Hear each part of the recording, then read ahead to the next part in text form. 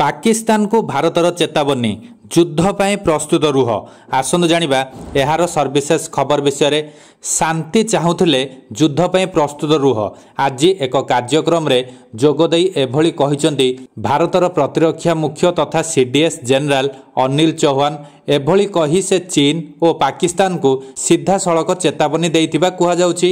शत्रु को चेताइबा सह से देशर सुरक्षा एवं भविष्यत प्रस्तुति विषय में मध्य अनेक आलोचना करिसेंती। से कहिसेंती जे भारत सर्वदा शांतिर समर्थक रही आसीछि, किंतु शक्ति बिना शांति केवल एक कल्पना भली। जनरल चौहान आगामी समय रे ऑपरेशन सिंदूर एवं भारतर नूतन प्रतिरक्षा प्रणाली सुदर्शन चक्र विषय में खोला खोली भावे आलोचना करिसेंती। से कहिसेंती जे आधुनिक चैलेंजर सम्मुखीन हेबा पई केवल शांति बजाय रखिबा इच्छा यथेष्ट नुहे, बरं एहा सहित रणनैतिक शक्ति एवं प्रस्तुति मध्य आवश्यक।